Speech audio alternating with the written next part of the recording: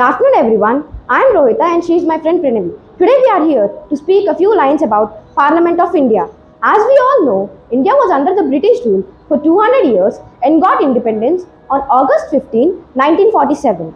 India got a new constitution. And everyone may have a doubt that why do we need a constitution? Is that necessary to have a constitution? Yes, it is necessary to have a constitution to promote integrity, to protect the rule of law, and to promote safeguard against the tyranny. The Parliament of India was formed on the basis of the constitutional principles.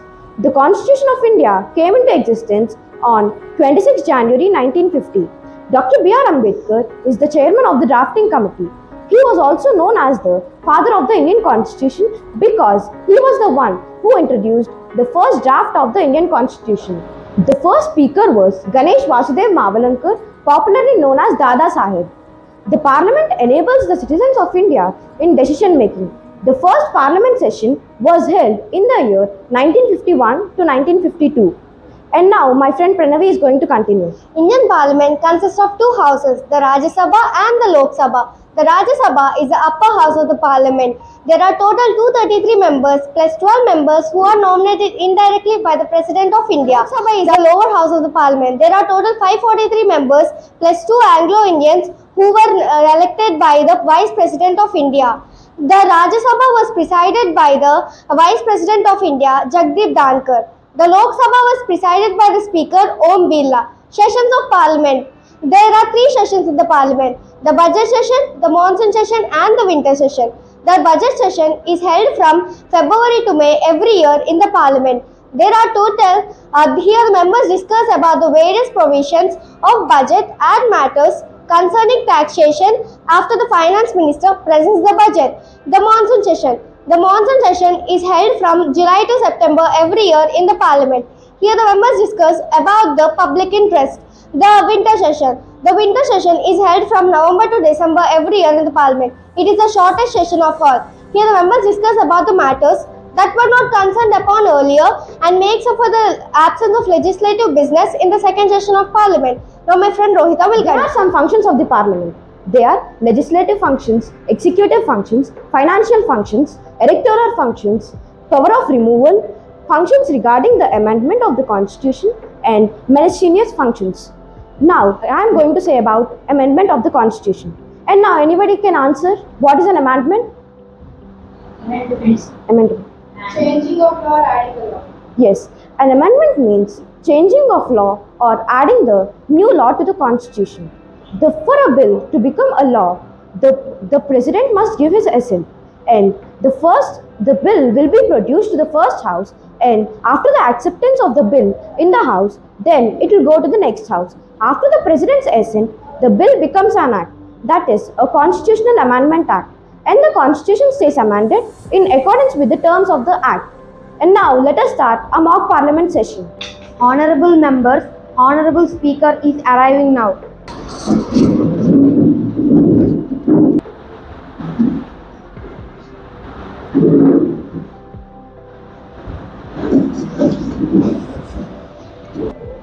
In today's session, we are going to discuss about the bill which is presented by the leader of ruling party.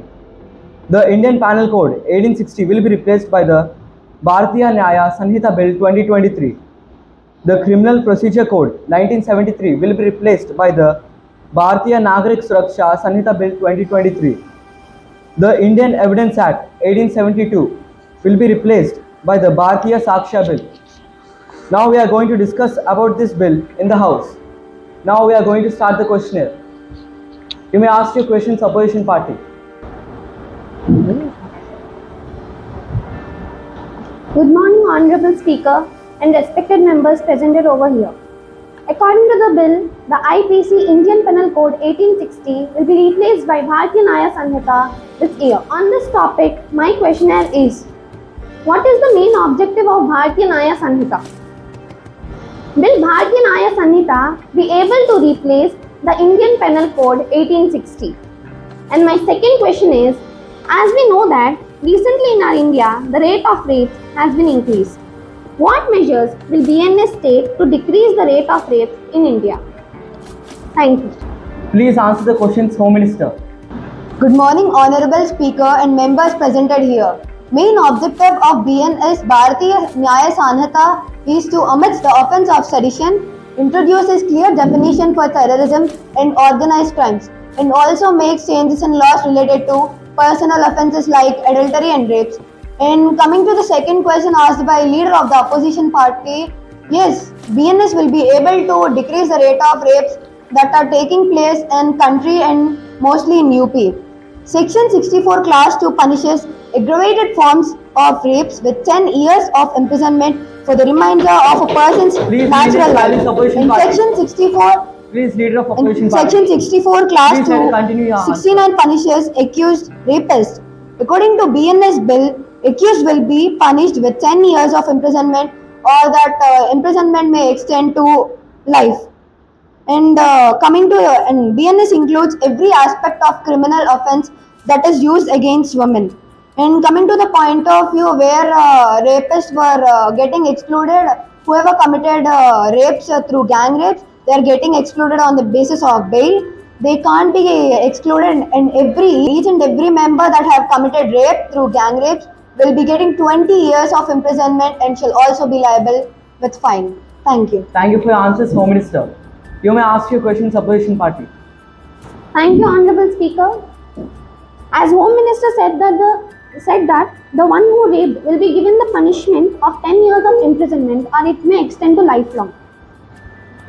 I totally agree with the statement given by the Home Minister. But my question is, how will the BNS ensures the safety of the victim that she would not be raped again? Thank you. You may answer the questions, Home Minister. BNS will ensure the girl's safety that the victim won't be raped again because BNS is providing strict laws and punishments according to sections that so that we can conclude so that my conclusion is that the victim won't be raped again. According to section 357 class C of Code of Criminal Procedure, a person who has been a victim of rape has the right to get free treatment from any hospital, whether it's government hospital or private hospital. Thank you. Thank you for your answers, Home Minister. I am going to present this bill in voice vote.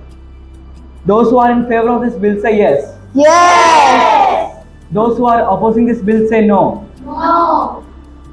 According to me, majority of members are in support of this bill. This bill is passed in Lok Sabha and will go to President's approval. We are going to start the questionnaire now. Now you may ask your questions, opposition party. Good morning, Honorable Speaker. My questioner is, kidnapping is the most happened crime in our country. So why are the kidnappers are released on the basis of bail? What will the BNS Bharatiya Nyaya Sanhita will say about this? And my second question, civilians in India are getting hacked and number of hackers are violating the laws. What are the measures that will be taken by the government to stop this? What is the punishment for the accused who are violating the laws? Thank you. Please answer the questions, Home Minister. Yes, kidnapping is most happened crime in our country, India. Kidnapping is a substantive offence. BNS will be able to control kidnappings that are occurring in our country after it coming into force on 4th July 2024. Indian Penal Code 1860 will be taking care of these things. An accused kidnapper will be punished with imprisonment extending to 7 years, shall also be liable with fine.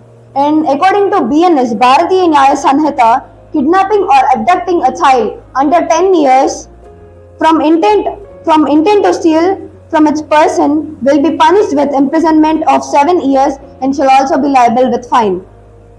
And coming to the point of view where kidnappers are released on the basis of bail, abducting a child under 10 years is non-bailable, and we also have limitations of granting a bail. And coming to the second question asked by the opposition party, civilians are getting hacked. India is stepping ahead in many fields, and due to more technology, hackers the rate of hacking is getting increased. So, according to BNS Bharatiya Nyaya Sanhita, Section 303 and 317 deals with cybercrime activities. Accused person will be punished with 3 years of imprisonment, and he or she shall also be liable with fine. And fine is 5 lakh rupees, 5 lakh, and the victim will be compensated with 1 crore rupees. Thank you. Thank you for your answers. You may ask your next question at opposition party. Good morning, Honorable Speaker and the members presented here. As we know that the Indian Criminal Procedure Code 1973 was replaced by Bharatiya Nagrik Suraksha Sanhita 2023 on December 6th. Now, my question here is, what is Indian Criminal Procedure Code 1973? Why was it replaced by Bharatiya Nagrik Suraksha Sanhita 2023? And now my second question is, describe the circumstances when a police officer arrests a person without any warrant or order from the magistrate. Thank you. Please answer the questions, leader of ruling party. Honorable Speaker, my answer to question asked by the opposing party is simple. Protocol that has to be followed while dealing with a criminal case is called the Criminal Procedure Code. Formerly in India, it was called as the Indian Criminal Procedure Code 1973, created by Thomas Babington Macaulay. We have decided to replace this Criminal Procedure Code by the Bharatiya Nagrik Suraksha Sanhita in December 6, 2023. We have taken this step to ensure fluent working of the judicial system and flawless court trials. Now, my answer to the second question asked by the opposing party is, there are few circumstances under which a person can be arrested without any warrant or a magistrate order. Those circumstances are when a person is in the possession of any stolen property, or if the police officer is suspicious that that person has done any offense, he can be arrested without any arrest warrant or a magistrate order. Thank you. Thank you for your answers, leader of ruling party. You may ask your next question, opposition party. Good afternoon, Honorable Speaker and members. My question here is, explain the laws under the Criminal Procedure Code 1973 relating to a sentence in the case of conviction of several offences at a trade. And my second question is, what is the use of new CRPC 2023 and did it help? Thank you. You may answer the question, leader of ruling party. Thank you, Honorable Speaker. My answer to the question asked by the opposing party is, if a person has to be convicted several offences in a single trial, then there has to be mandatory forensic evidence and forensic experts should be present on the crime scene to take care of the criminal case. And my answer to the second question, that why was the new CRPC introduced? The new CRPC was introduced for the proper working of the judiciary and for the fluent working of trials. It would require more than 60 official amendments to change the former procedure code into a new and updated version. It would take so much time and so much effort to convert this, so we decided to replace the entire law by introducing the BNSS Bharat Nagrik Suraksha Sanhita in December 6, 2023. Thank you, Honorable Speaker. Thank you for your answers. You may ask your next question, opposition party. Good morning, respected Speaker, sir. According to the bill presented by the ruling party, the Indian Evidence Act 1872 will be replaced by Bharatiya Sakshi Adhinayam. On this topic, my question is, what does Section 5 say about kind of evidence admissible in court of law? Do you think an accused person be convicted on the basis of an incorporated dying declaration alone? And my third question is it necessary a relevant fact has to be done in admissible in court of law? Thank you. Please answer the questions, Finance Minister. Good morning, respected Speaker and the honorable members presented here. I have my answers for the question asked by the member of opposition party. My first answer is, Section 5 of the Indian Evidence Act 1872 states that evidence may be given of facts in issue and relevant facts. Evidence that is not relevant is inadmissible. Yes, an accused person can be convicted based on an admissible line. Please, member of Provided the opposition party. court Please sit down. Let her complete her answer. is satisfied that is genuine, reliable, and meets the necessary legal requirements. My third answer is, yes, for a relevant fact to be considered admissible in court, it must meet the requirements set forth by the rules of evidence, its reliability and relevance to the case at hand. Thank you. Thank you for your answers, Finance Minister. You may ask your questions. Good afternoon, Honorable Speaker and members presented here. And my question here is, what is primary and secondary evidence? And what is conclusive proof? And what is 106 of Evidence Act? Thank you. You may answer the question now, Finance Minister. My first answer is, Section 106 of the Indian Evidence Act 1872 typically deals with the burden of proving facts, stating that when any fact is, especially within the knowledge of any person, the burden of proving that fact is upon him or her. And my second answer is, conclusive proof is evidence that establishes a fact or issue beyond any doubt. Its evidentiary value is higher than the other kinds of presumptions, because it leaves no room for interpretation or doubt. whereas presumptions are assumptions based on probability or inference. And my third answer is primary evidence refers to the best available evidence of a fact, such as an original document or an eyewitness account of an event. It is considered the most reliable and direct form of evidence. Secondary evidence, on the other hand, is evidence that is not the primary source of information but is instead a copy or substitute for the original. Examples of secondary evidence include certified copies of documents, photocopies, or oral accounts of a document when the original document is unavailable. Thank you. Thank you for your answers, Finance Minister. You may ask your next question, member of opposition party. Good morning, Honorable Speaker. My question is, what is meant by UCC? By doing this, why tribals were losing their freedom? In the case of Ayodhya, why Ayodhya given more importance than Babri Masjid? Thank you. You may answer the question, Civil Aviation Minister. Good morning, respected members and Honorable Speaker. I have the replies to the questions asked by the opposition party. The first question, what is UCC? The Uniform Civil Code is a proposal in India to formulate and to implement personal laws which are not based on the religion, caste, gender or sex orientation. Currently, the members are following religious scriptures of their laws, but after this has been developed, this won't be taken place. This is written in Article 44. This was introduced by respective PM on June 2023. The second question about the tribals. See, tribals are allowed in some cases like hunting some animals, entering into forests. These were accepted in some rules like 371A, 371G and 6th schedule. Tribals were allowed because they should leave their livelihood and for their food. The third question about the Ayodhya. See, coming to the point, the government gave equal importance to both the religions. The government had given other land for the reconstruction of Babri Masjid. Even there are so many proofs the land belongs to Hindus. By some evidences, the land is declared as Ram Janmabhoomi. Thank you. Thank you for your answers. You may ask your question. Honorable Speaker, I have objection to the answers given by Civil Aviation Minister. As India is well known for its secularism, then why did the government of many states declared holiday for schools and half day for government offices on Jan 22nd for the inauguration of Ram Temple in Ayodhya? Is this secularism? Yes, India is well known for its secularism. But before, you are trying to divide the country into two on the basis of religion. I'm sorry, but on this topic, I'm asking. Coming to the point about the holiday, as per public convenience and public request, we gave a holiday. Even the Ram Mandir is an auspicious occasion of Hindus, as they fought so many years. This will become a history for centuries, right? So it's a very auspicious occasion. Even the holiday is not mandatory for schools. Coming to the offices, the public want to visit. Then they want to see the Ram statue Stapana. So that we gave a holiday. Please ask your next question, opposition party. Good morning, Honorable Speaker and members presented here. My question is, actually, criminal cases take 6 months for a final judgment after the case was filed. But the civil cases is taking 3 years. Why the court is taking such a long period of time? And my second question is, if a celebrity or a famous person marries more than one and divorces more than one wife, then why the government is not taking any action? My third question is, if an industrialist is not paying the bank loans or the taxes, the government is not bothering about those people.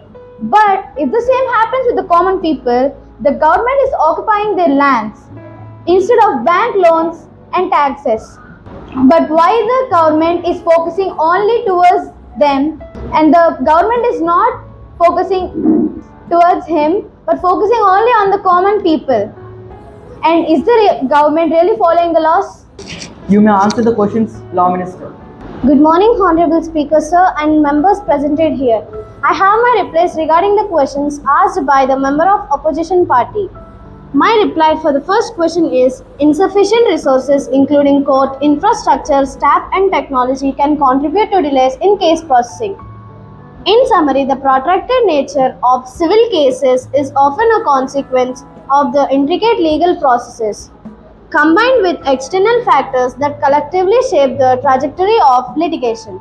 My reply for the second question is, If a celebrity or a famous person marries more than one wife and also divorces more than one wife, then he will be definitely caught by the police and kept in jail. Polygamy, the practice of having more than one spouse at the same time, has Please, often opposition been party, debated maintain among silence. different groups in India. Please let us speak. This concept Please let recently her answer. dropped during the discussion of the around the Uniform Civil Code. And my reply for the third question is under section 138 of the Negotiable Instruments Act 1881, the lender has the prerogative to file a case against you and and demand their money back. According to the personal loan rules and regulations in India, loan default does not directly result in imprisonment. It is a civil offense and does not attract criminal charges, means a defaulter will not go to jail. Thank you. Thank you for your answers. You may ask your questions, opposition party. Sorry for the interruption in the middle, Your Honor, but I am not satisfied with this answer.